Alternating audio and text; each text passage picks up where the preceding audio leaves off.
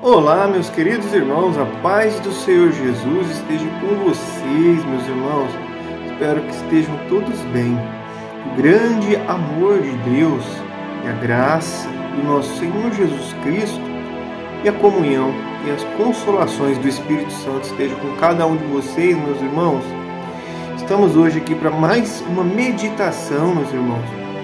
A gente vai fazer hoje uma leitura, uma meditação da nossa escola bíblica dominical. Já estamos finalizando, já estamos aí no mês de junho, entramos no mês de junho, está acabando já o segundo trimestre e a gente vai hoje para a lição de número 10, a promessa do Espírito Santo, meus irmãos.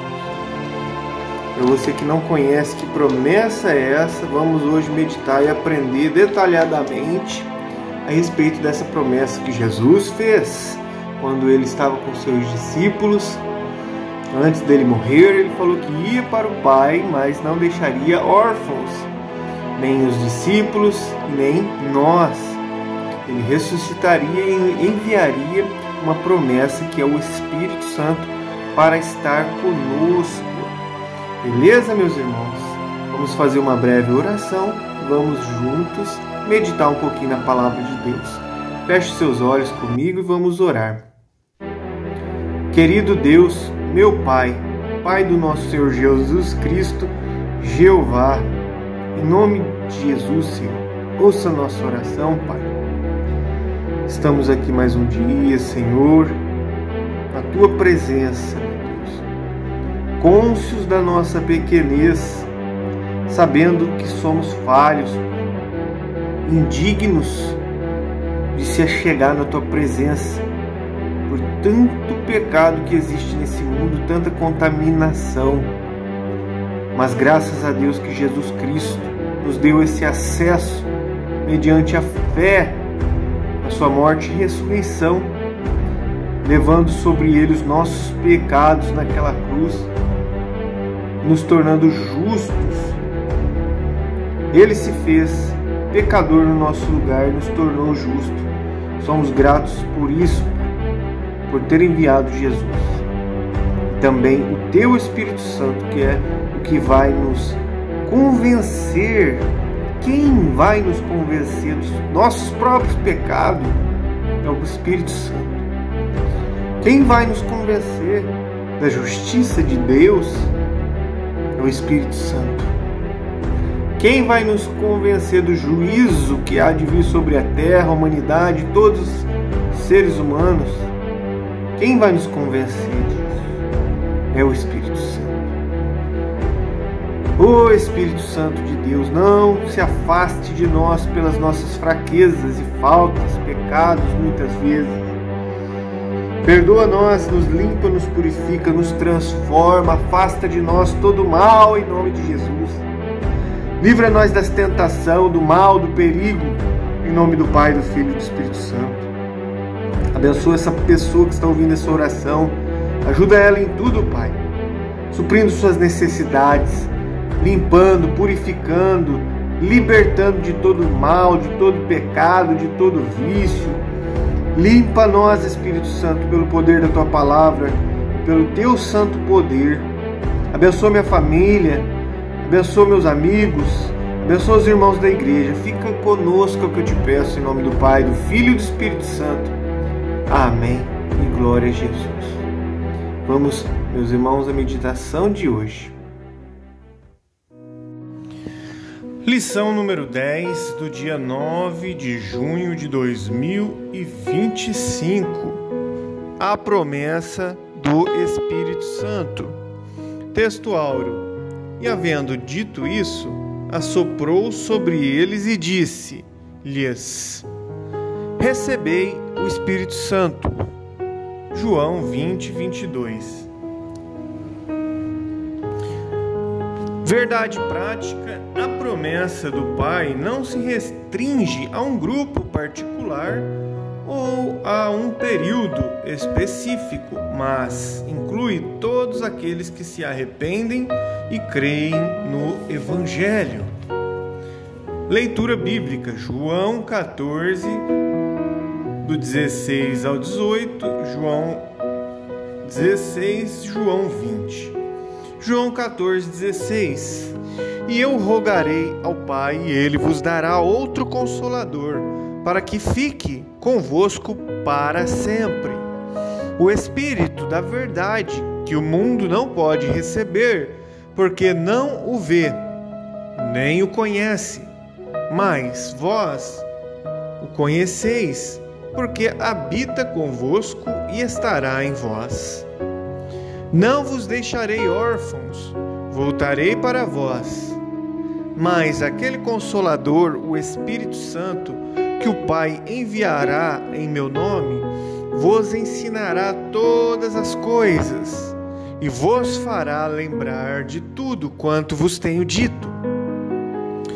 Agora vamos para João 16, 7. Todavia, digo-vos a verdade, que vos convém que eu vá. Porque se eu não for, o Consolador não virá a vós. Mas, se eu for, enviar-lo-ei. E quando ele vier, convencerá o mundo do pecado, e da justiça, e do juízo. Mas quando vier aquele Espírito da verdade, ele vos guiará em toda a verdade, porque não falará de si mesmo, mas dirá tudo o que tiver ouvido, e vos anunciará o que há de vir. Vamos meditar agora em João 20, 21. Disse-lhes, pois, Jesus outra vez: paz seja convosco. Assim como o Pai me enviou, também eu vos envio a vós. E havendo dito isso, assoprou sobre eles e disse-lhes: recebei o Espírito Santo. Amém e glórias a Deus. Vamos à introdução da lição, meus irmãos. Nessa lição vamos analisar dois momentos significativos. Em primeiro lugar, a afirmação de Jesus aos seus discípulos de que eles receberiam o Espírito Santo, que inicialmente atuaria na vida do pecador para promover a conversão em relação ao pecado, a justiça e o juízo. Em seguida, estabeleceremos uma ligação entre essa visão regeneradora da promessa do Espírito em João e a perspectiva capacitadora a respeito do Espírito, que encontramos no livro de Atos dos Apóstolos, escrito pelo evangelista Lucas. Vamos ao primeiro grande ponto da lição, que é a promessa do Pai. Subponto número 1. Jesus enviará o Consolador. No Evangelho de João, capítulo 14, lemos: Ele vos dará outro Consolador. Este Consolador é o Espírito Santo que habita convosco e estará em vós. No capítulo 16 é mencionado que quando o Consolador chegar, convencerá o mundo do pecado, da justiça e do juízo, evidenciando a atuação regeneradora da terceira pessoa da Santíssima Trindade. Subponto número 2. O Consolador.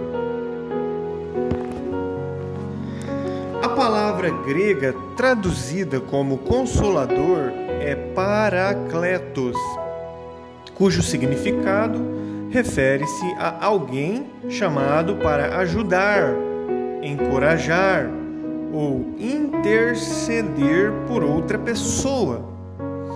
Assim, Parakletos assemelha-se a um amigo que desempenha o papel de advogado ou consultor especial, ou ainda como um assistente que auxilia em momentos importantes. A expressão outro Consolador designa o Espírito Santo como uma pessoa. O termo grego ailos significa outro, indicando assim a distinção dele entre outros indivíduos da mesma natureza, reafirmando a singularidade do Espírito Santo em relação às outras duas pessoas da Trindade, mas também a sua igualdade com eles, ou com elas, João 14:16. Vamos para o subponto número 3, quando Jesus disse assim, não vos deixarei órfãos. A palavra grega para órfãos, presente em João 14:18, é órfãos. Quando Jesus morreu, os discípulos sentiram-se órfãos.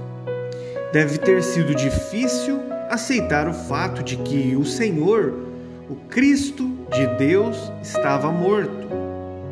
Não foi por acaso que o Senhor Jesus chamava os seus discípulos de filhinhos, em João 13:33. Nesta relação pessoal entre Jesus e os seus discípulos, nosso Senhor garantia que eles nunca ficariam órfãos, desamparados ou desprezados. Segundo grande ponto da lição agora, o Espírito habita os discípulos. Vamos a alguns pontos.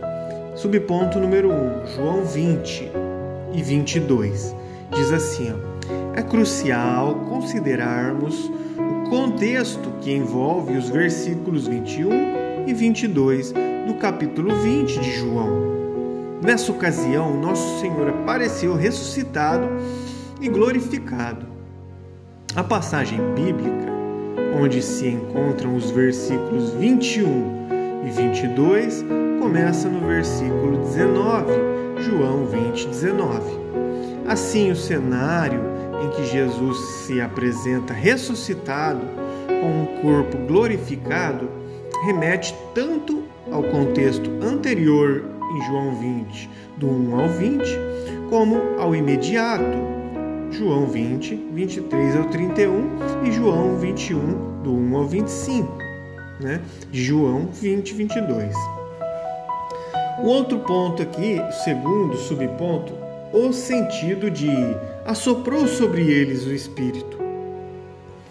O capítulo 20 do Evangelho de João contém um versículo que gera diversas interpretações teológicas divergentes. No entanto, a Bíblia de Estudo Pentecostal oferece uma observação significativa sobre a interpretação deste versículo. Ela esclarece que a palavra grega traduzida como assoprar é infusão, a qual também aparece na versão grega da Bíblia, a Septuaginta, em Gênesis 2:7, significando fôlego de vida, e é utilizada em Ezequiel 37:9, no contexto de assoprar sobre os mortos para que vivam. Portanto, a expressão presente em João 20:22 sugere que o Espírito foi soprado para trazer nova vida, indicando uma perspectiva de regeneração dos discípulos, como uma obra do Espírito ocorrida antes do dia de Pentecoste. Vamos agora ao subponto número 3, um episódio anterior ao Pentecoste. Em João 20:22, também se lê assim: receberei o Espírito Santo. Esta expressão surge como consequência direta da menção a assoprou sobre eles, indicando que o Espírito Santo habitou os discípulos naquele momento específico. A partir desse ponto, os discípulos tornaram-se nova criação, completamente regenerados e sendo governados, habitados e vivificados vivificados pelo Espírito Santo. Romanos 8:9, Gálatas 5:16. Posteriormente, o que ocorreu em Pentecostes seria uma segunda obra distinta e capacitadora do Espírito para os discípulos pregarem o Evangelho, começando em Jerusalém até os confins da terra. Atos 1:8. Vamos agora ao terceiro e último ponto da lição, o último grande ponto, que é a promessa do Pai no dia de Pentecostes. Subponto número 1. De repente. O aparecimento de Jesus em João 20 refere-se ao período compreendido entre a Páscoa e o dia de Pentecoste. Após a ressurreição, o Senhor glorioso aparece aos seus discípulos. Na Páscoa, o Cordeiro da expiação foi sacrificado, sendo Jesus Cristo o Cordeiro de Deus, conforme estudado ao longo do trimestre. No entanto, 50 dias depois da Páscoa, celebrava-se a festa da colheita no dia de Pentecostes. Foi ao final deste dia, ainda não concluído, após Jesus ter feito a promessa de receber de poder, a promessa de recebimento de poder, como diz Atos 1:4-8, que de repente, Atos 2:2, ocorreu um acontecimento extraordinário, o derramamento do Espírito Santo. Atos 2, do 1 ao 4. Segundo grande ponto aqui e todos foram cheios do Espírito Santo. Observamos que durante o ato de conversão, o Espírito Santo realiza a regeneração, como diz João 14:17, João 16:8-10, João 20:22, 2 Coríntios 5:7. Contudo, desde que se dá esta obra regeneradora do Espírito, é necessário que os salvos sejam cheios do Espírito Santo e revestidos de poder para testemunho do Evangelho. Assim sendo, especialmente no livro dos Atos dos Apóstolos, os teólogos associam ser cheio do Espírito Santo ao batismo no Espírito Santo, como descrito quando dizemos: todos foram cheios do Espírito Santo. E, consequentemente, começaram a falar em outras línguas conforme o Espírito Santo lhes concedia que falassem. Atos 2:4. Vamos agora ao terceiro e último subponto da lição, que é: e começaram a falar em outras línguas. O batismo no Espírito Santo constituiu uma experiência profunda na vida dos discípulos já regenerados em Cristo. E essa experiência não se limitou àquele único dia.